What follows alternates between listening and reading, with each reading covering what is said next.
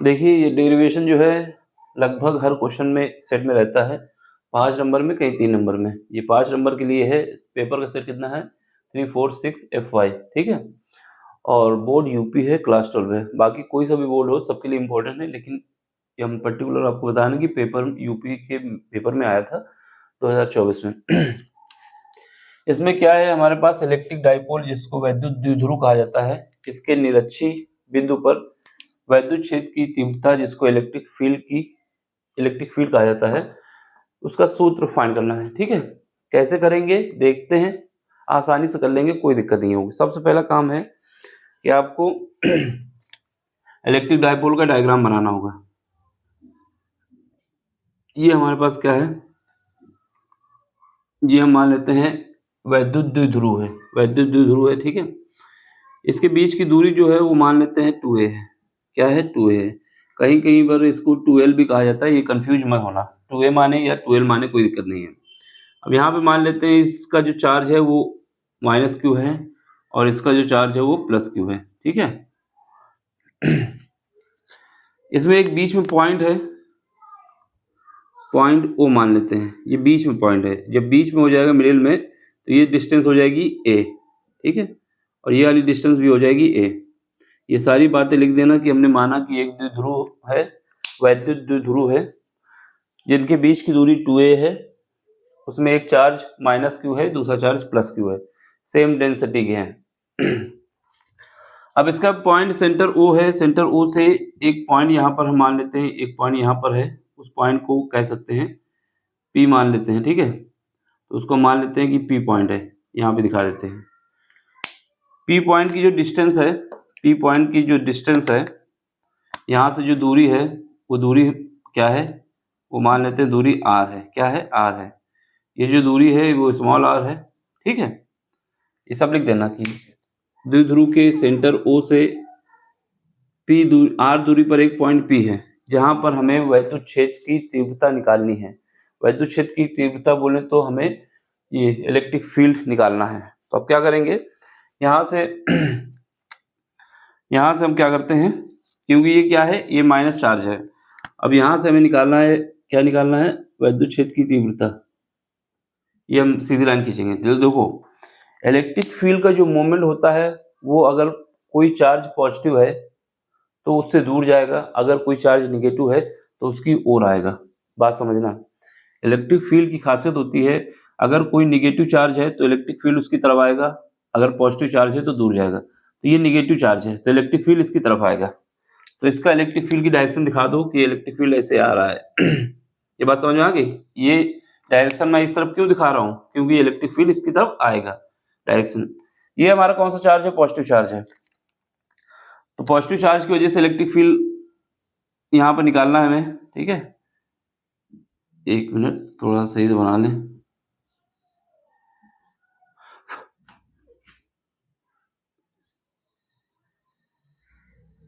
ठीक, तो यहाँ से क्या होगा, इलेक्ट्रिक फील्ड की डायरेक्शन यहाँ की बाहर की तरफ होगी। ये बात समझ में आएगी नहीं आई? क्योंकि इलेक्ट्रिक फील्ड जो होता है, वैद्युत क्षेत्र होता है जो पॉजिटिव चार्ज से दूर जाता है और नेगेटिव चार्ज की ओर आता है। तो ये डायरेक्शन समझ में आनी चाहिए, बहुत इंपॉर्टेंट है। अब हमें क्या है, जब इसको हम आगे बढ़ाएंगे, ये नीले वाले को आगे बढ़ा दें तो नीला वाला कहीं ऐसे जाएगा इधर, ठीक है। और ये इसको तो आगे बढ़ाने की जरूरत ही नहीं थी, इधर ही ये इसी तरफ आएगा, है ना। ये उसका तो जाना नहीं है, इसके आगे ले जाओ कोई मतलब नहीं, साइन तो इधर ही आना है इसका। अगर इसको हम आगे बढ़ाते भी हैं, इसको आगे बढ़ा दोगे तो इसकी डायरेक्शन तो इधर ही आनी है ना। अब मान लेते हैं यहाँ का जो एंगल है, यहाँ का एंगल थीटा है, ठीक। क्योंकि ये ए है और ये आर है, सॉरी ये ए है, ये आर है। तो यहाँ पर भी ये ए है, ये आर है, तो ये भी एंगल थीटा ही होगा। ये बात समझ में आई? दोनों एंगल थीटा क्यों हो गए? थीटा इस वजह से हो गए कि जो ये इसकी लेंथ है वही इसकी लेंथ ये है। अगर ये एंगल थीटा है तो इसकी भी लेंथ और ये बराबर होगी, या तो इससे मान ले, किसी को भी बेस ले सकते हैं। ये लाइन दोनों में कॉमन है, ये लाइन दोनों में इक्वल है, दोनों का एंगल क्या हो जाएगा? इक्वल हो जाएगा, ठीक है। अब हम क्या करेंगे, पहले रेड वाले के लिए देख लेते हैं। ये रेड वाले के लिए देखते हैं कि रेड वाले के लिए क्या कहानी होती है। ये हॉरिजॉन्टल खींचते हैं, ठीक है। क्या ये हॉरिजॉन्टल है? ये मेरा हॉरिजेंटल है। अब ये लाइन अगर कहीं पर भी ऐसी आकृति बन जाती है जेड की तरीके से, तो क्या होता है, ये एंगल जो होता है वो एंगल इसके बराबर होता है ना। तो ये जेड बन रहा है यहाँ पर, ये देखोगे रेड वाले का तो पूरा ये जेड बन जाएगा ना। तो ये एंगल क्या हो जाएगा, ये भी थीटा हो जाएगा। समझ में आ गया, ये थीटा क्यों हुआ, क्योंकि ये जेड की शेप बनता जा रहा है, कहीं पर भी ऐसा डायग्राम बनता है तो जेड हो जाता है। ठीक है, अब नीले वाले में देखो जरा, ये कोई भी लाइन हो, कोई भी लाइन हम खींच लें, ठीक है। अगर उस लाइन पे एक एंगल हमारे पास ये थीटा है, क्या है, थीटा है। अब इसी पे जाके ये लाइन के पैरेलल एक लाइन यहाँ पे खींच ली जाए तो ये एंगल भी थीटा ही रहेगा। ये लाइन हॉरिजॉन्टल है, इसी के पैरेलल एक लाइन और खींच ली जाए तो थीटा होगा, यहाँ पर खींच लो तब भी थीटा होगा। ठीक, तो इसका मतलब क्या है, ये एंगल भी हमारा क्या होगा, थीटा होगा। ये बात समझ में आ रही कि नहीं आ रही, क्योंकि यहाँ पर ये लाइन अगर देखा जाए तो ये लाइन ऐसे ही तो बन रहा है, इससे वैसे ही तो बन रहा है। इस लाइन के पैरेलल हमने ये वाली लाइन खींच दी है क्योंकि हॉरिजॉन्टल है, तो ये एंगल अगर थीटा है तो ये भी थीटा होगा। ये दोनों एंगल समझ में आने चाहिए तभी काम हो पाएगा, नहीं तो समझ में नहीं आएगा। ये एंगल हमने बनाया कैसे, जेड की तरीके बन रहा था, तो ये खासियत होती है, ये एंगल और ये एंगल आपस में बराबर होते हैं, तो ये थीटा है तो ये भी थीटा हो गया। फिर उसके बाद हमने बताया कि कोई लाइन अगर है हॉरिजॉन्टल है, उसमें फिर हॉरिजॉन्टल खींचो तो ये एंगल थीटा है तो ये भी थीटा होगा। वही कहानी इसमें हुई है, इस वाली डायग्राम में। ये लाइन इसमें क्या हो जाएगी, ये नीली वाली अगर देखा जाए तो इस पर नीली भी तो सुपर इम्पोज हो सकती है सेम दिखाने के लिए, ठीक है ना। तो ये क्या हुआ, ये भी एंगल थीटा हो गया। अब हमारे पास क्या है कि वेक्टर की खासियत पे आना होगा, और वेक्टर की क्वालिटी ये होती है कि अगर हमें हॉरिजॉन्टल कंपोनेंट लेना होगा और वर्टिकल कंपोनेंट लेना होगा, तो ठीक है। अब वो कमाने वाले आ गए हैं कोई, उनकी बात ना सुनो, मेरी बात सुनो। तो यहाँ पर क्या है, ये हमारे पास जो इलेक्ट्रिक फील्ड होगा यहाँ का निकालना होगा। एक तो ये हमारे पास जो है ये रेड वाला एक तो ये है ना, ठीक है, ये वेक्टर फॉर्म में है। दूसरा जो ब्लू वाला है, ब्लू वाला कहाँ पे है, ब्लू वाला हमारे पास ये ऊपर है। ठीक, ये हमारा क्या है, अगर ये E1 मान लेते हैं और ये E2 मान लेते हैं, फिलहाल के लिए इसको अलग अलग मान लो जिससे कंफ्यूजन ना हो। ये वाला मान लेते हैं E1 है और ये क्या है, ये E2 है, ये E2 है। ठीक, सेम आएंगे ये कंफर्म है, लेकिन अभी तो फिलहाल मानना पड़ेगा कि इसकी वजह से इलेक्ट्रिक फील्ड E1 आ रहा है, इसकी वजह से इलेक्ट्रिक फील्ड E2 आ रहा है। अब हमें क्या करना होगा, इस पॉइंट P पे हॉरिजॉन्टल कंपोनेंट और वर्टिकल कंपोनेंट निकाल लेने होंगे, हॉरिजॉन्टल कंपोनेंट और वर्टिकल कंपोनेंट निकाल लेने होंगे। ठीक है, जब निकालते हैं, जब इसका कंपोनेंट करेंगे, पहले रेड वाले का कर रहे हैं तो रेड वाले देख लेना कहाँ पे लिखेंगे। ये रेड हमारा है, ठीक है, इसका हॉरिजॉन्टल क्या हो जाएगा, ये वाला हो जाएगा। ये E1 है, E1 का हॉरिजॉन्टल कंपोनेंट थीटा के साथ लेंगे तो कितना आ जाएगा, ये हमारे पास आ जाएगा E1 cos थीटा। ठीक है, अब इसके बाद क्या है, E1 का वर्टिकल कंपोनेंट लोगे तो वर्टिकल कौन सा कंपोनेंट है, ये एंगल थीटा है, ये एंगल वर्टिकल आएगा ना 90 डिग्री वाला। तो यहाँ पर क्या आएगा, ये जो आ जाएगा ये हमारे पास आ जाएगा, यहाँ पर लिख देता हूँ E1 sin थीटा। ये समझ में आया, ये दोनों बात समझ में आनी चाहिए, इसी वजह से ज़्यादा टाइम ले रहा हूँ इस पे। डायग्राम में वैल्यू लिख दोगे, रटने को रख सकते हो, लेकिन कैसे आया ये पता होना चाहिए ना। तो ये वैल्यू क्या है, ये वर्टिकल कंपोनेंट है, ये इसका, ये जो हमारे पास था इसका हॉरिजॉन्टल ये वाला हो जाएगा और इसका वर्टिकल कंपोनेंट ये हो जाएगा। अब वही ब्लू वाले में आ जाओ, ब्लू वाले का वर्टिकल जो हॉरिजॉन्टल कंपोनेंट है क्या है, हॉरिजॉन्टल कंपोनेंट यहाँ पर आएगा इसका, तो ये क्या हो जाएगा, E2 cos थीटा। इसका वर्टिकल कंपोनेंट कहाँ जाएगा, इसका वर्टिकल कंपोनेंट यहाँ पे जाएगा, ये ऐसे जाएगा ना, क्योंकि ये वेक्टर है ये E2, इसका वर्टिकल कंपोनेंट ये जाएगा, तो ये क्या आ जाएगा, E2 sin थीटा। ये दोनों बात समझ में आ गई कि वर्टिकल कंपोनेंट कहाँ गया, हॉरिजॉन्टल। देखो ये इलेक्ट्रिक फील्ड हमारा इस तरह भागा था, आगे ये E2 था, इसके दो कंपोनेंट किए, पहला हॉरिजॉन्टल हमने E2 cos थीटा, और इसका वर्टिकल क्या आ जाएगा, ये वर्टिकल 90 डिग्री वाला E2 sin थीटा। ठीक है, ये हमने दिखा दिया। अब यहाँ पर दिखाओगे कि हमारे पास जो इलेक्ट्रिक फील्ड की डेंसिटी है E1 और E2 आपस में बराबर है। क्या है, E1 और E2 आपस में बराबर है। जब E1 और E2 बराबर है तो यहाँ पर क्या होगा, जितना मैग्नीट्यूड नीचे है उतना ही मैग्नीट्यूड ऊपर है। ये देखो E1 इसकी डायरेक्शन नीचे है और E2 जो है ऊपर की तरफ है, लेकिन यहाँ का चार्ज सेम है, यहाँ की डिस्टेंस सेम है, तो इनका इलेक्ट्रिक फील्ड भी सेम होगा। जब इलेक्ट्रिक फील्ड सेम होगा और ऊपर से cos थीटा भी सेम है तो sin थीटा भी सेम होगा। तो क्या होगा, ये आपस में नेगलेक्ट हो जाएंगे, काट देंगे, क्योंकि इसकी डायरेक्शन नीचे है, उसकी डायरेक्शन ऊपर।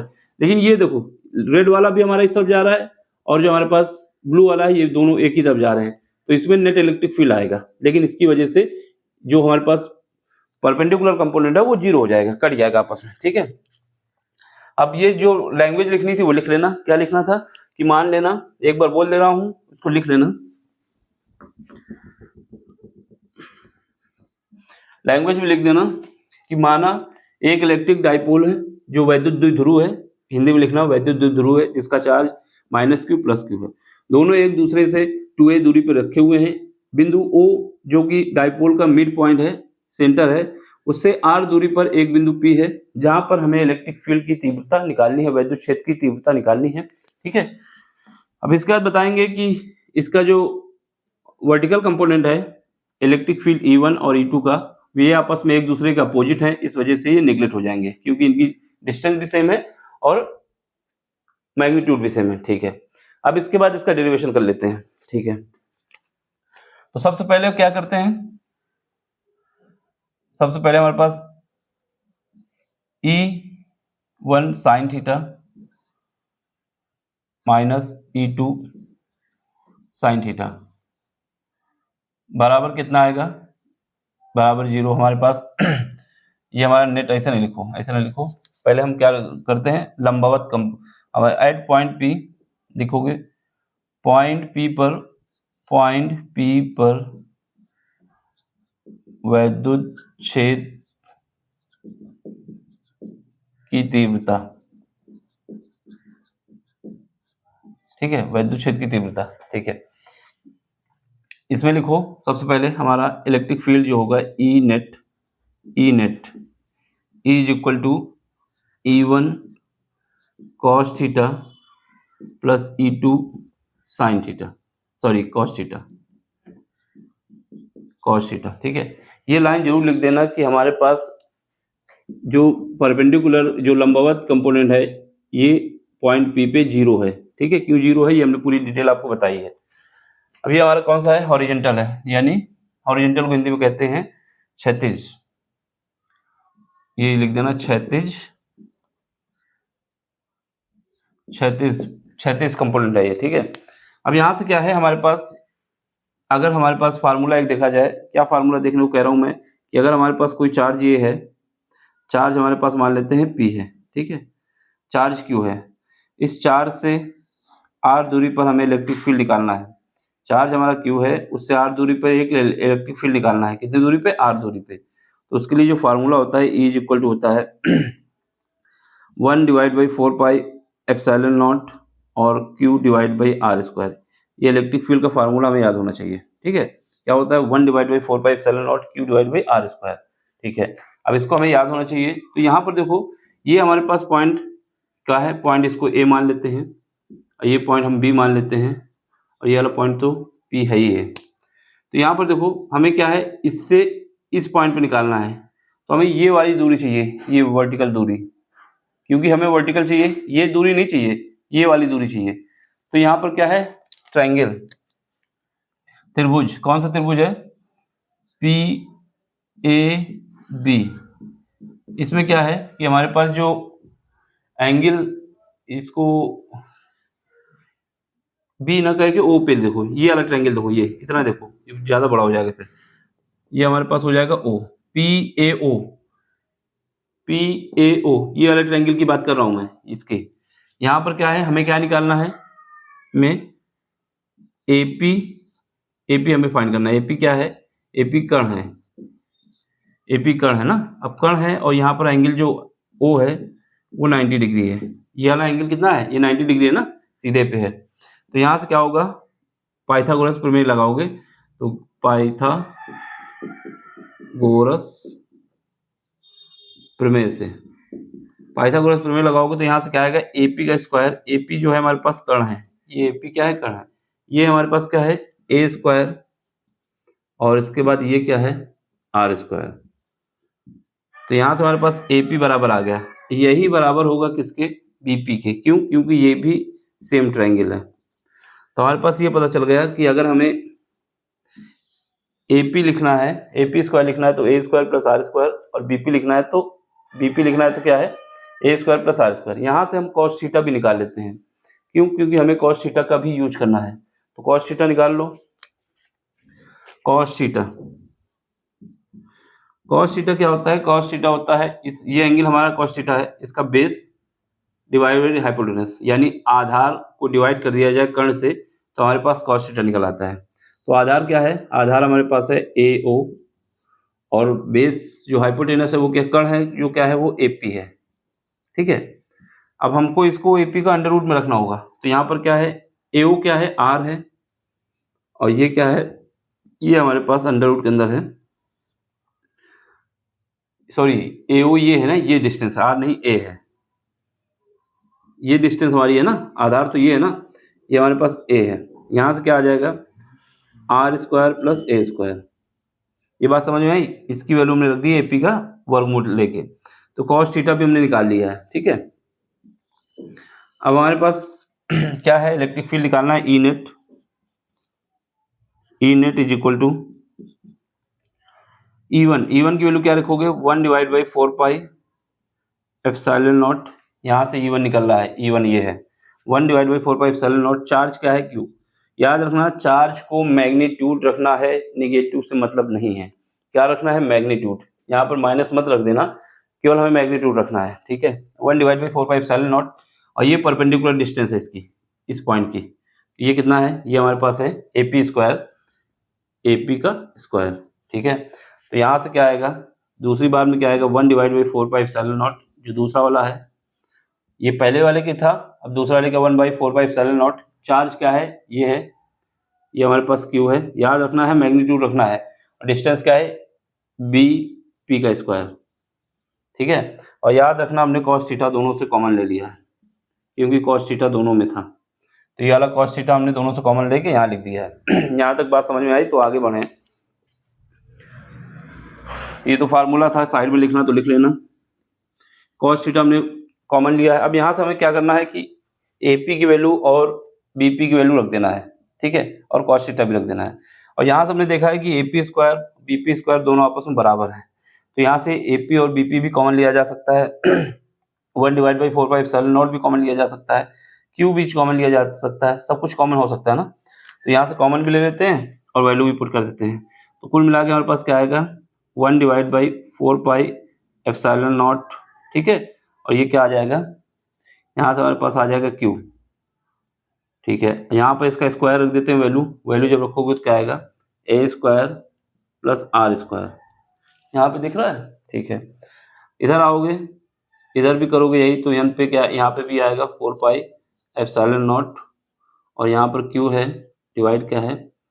A square plus R square, और इसके बाद क्या है? कॉस थीटा तो बाहर है, कॉस थीटा की वैल्यू अभी हमने निकाली है ये। तो यहाँ पे क्या लिखोगे? A divide by under root के अंदर क्या है? A square plus R square. ठीक है, अब यहाँ आओ, यहाँ पे देखो, यहाँ से क्या है कि ये और ये दोनों सेम है, तो इसकी जगह 2 लिख सकते हो ना। ये और ये बिल्कुल सेम है ना, जो डाटा है, तो 2 लिख सकते हो। तो यहाँ से क्या आ जाएगा? यहाँ से हमारे पास आ जाएगा E net is equal to आ जाएगा, E नेट भी लिख दो और EH लिख दो। EH क्यों लिख रहा हूँ? क्योंकि ये हॉरिजेंटल कंपोनेंट आ रहा है, तो इससे हमें आइडिया रहेगी कि कौन सा निकालना है, EH। ठीक, और यहाँ पर भी EH कर दो, जिससे आइडिया रहे कि हॉरिजेंटल वाला कंपोनेंट है। 36 का मतलब हॉरिजेंटल होता है। अब यहाँ से क्या है? दोनों सेम है, ऐड कर दोगे 2 हो जाएंगे, तो ये क्या हो जाएगा? 1/4 पाई एप्सिलॉन नॉट। ठीक है, ये क्या हो जाएगा? एक Q है, एक Q ये है, दोनों ऐड हो जाएंगे तो 2Q हो जाएंगे। ठीक है, अब सुनो, यहाँ पर क्या है? A R स्क्वायर है, A स्क्वायर R स्क्वायर है, और यहाँ से क्या आएगा? ये भी आएगा, तो यहाँ से हमारे पास ये A भी कह सकते हो इसमें, क्योंकि ये A है ना बाहर, तो 2 के साथ आ जाएगा, और ये पावर जो है ऐड हो जाएगी, तो यहाँ पर A square plus R square. एक पावर ये है, आधी पावर ये है, एक और आधे को जोड़ दोगे तो 1.5 हो जाएगा। कितना हो जाएगा? 1.5, यानी 3/2 हो जाएगा। बात ये समझ में आई? यहाँ से E net H is equal to कितना आ जाएगा? ये क्या है? 1/4 पाई एप्सिलॉन नॉट। ठीक है, यहाँ से हमारे पास क्या है? चार्ज जो है 2A, ये कितना है? 2A और ये हमारे पास आ जाएगा क्यूब, ठीक। और यहाँ से हमारे पास आ जाएगा ए स्क्वायर प्लस आर स्क्वायर, इसकी पावर 3/2। देखो ये हमने ये साथ में क्यों लिखा है, अगर हमारे पास इलेक्ट्रिक डाइपोल की बात की जाए तो डाइपोल मोमेंट जो होता है Q इंटू 2A होता है, जिसको हम लोग P से लिखते हैं। तो यहाँ पर ये कैपिटल P हो जाएगा। ये बात समझ में आ रही। अब हम क्या लिखेंगे, जिसको M भी कह सकते हो, P भी कह सकते हो। Capital P is equal to, जो हमारे पास क्या है, वैद्युत द्विध्रुव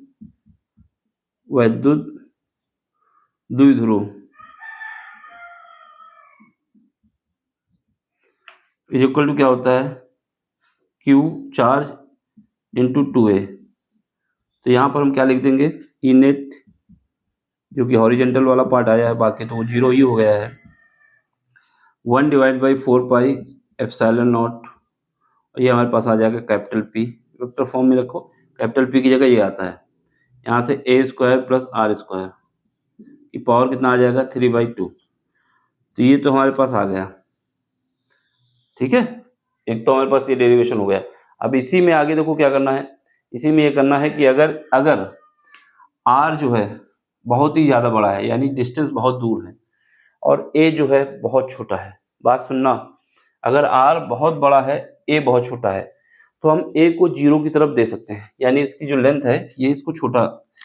तो हमारे पास क्या है, यहाँ पर दिखेगा, यहाँ पे तो नहीं दिखेगा, यहाँ पे आ जाओ,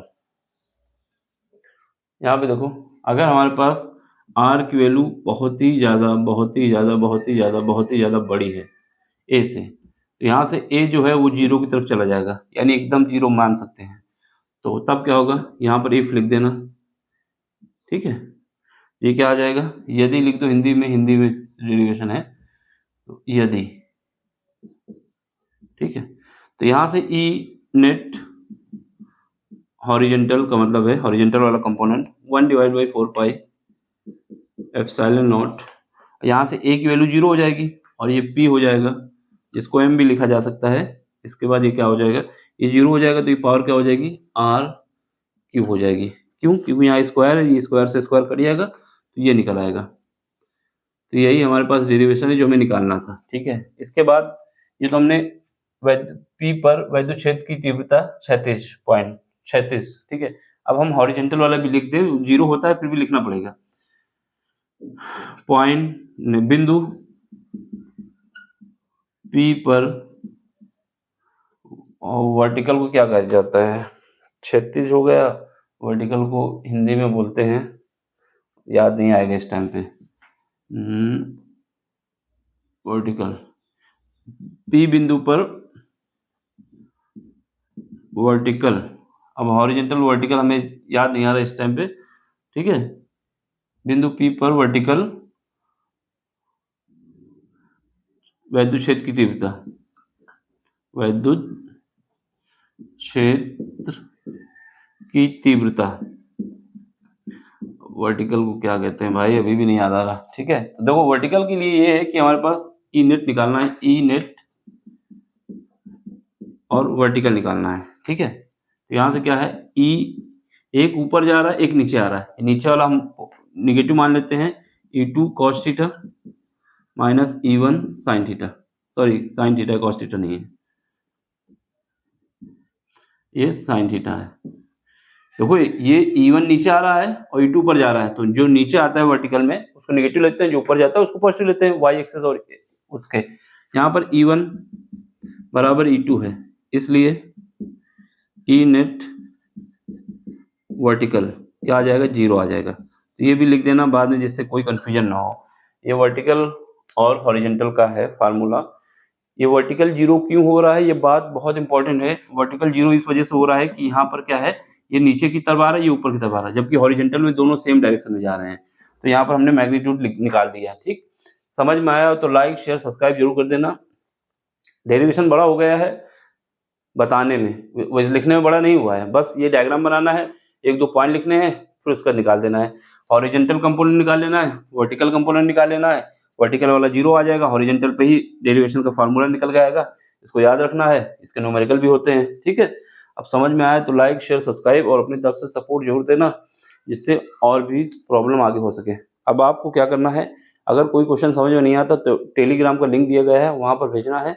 कहीं का भी क्वेश्चन हो आप भेजिए, उसका सोल्यूशन हम आपको करके देंगे, ठीक है।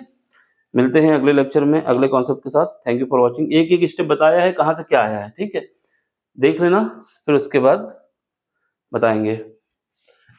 देखो अगर वर्टिकल समझ में नहीं आ रहा कि वर्टिकल का हिंदी में क्या है, तो अलोंग वाई एक्सिस, मतलब वाई एक्सिस की तरफ और एक्स एक्सिस की तरफ। तो वाई एक्सिस जो होता है वो वर्टिकल होता है, एक्स एक्सिस हॉरिजॉन्टल होता है, ठीक है। तो हॉरिजॉन्टल को क्षैतिज कहा जाता है, वर्टिकल को क्या कहते हैं उसको लिख लेना, जो क्या है वर्टिकल भी लिख दोगे तब भी गलत नहीं होगा, ठीक। समझ में आए तो लाइक शेयर सब्सक्राइब जरूर कर देना। Thank you for watching.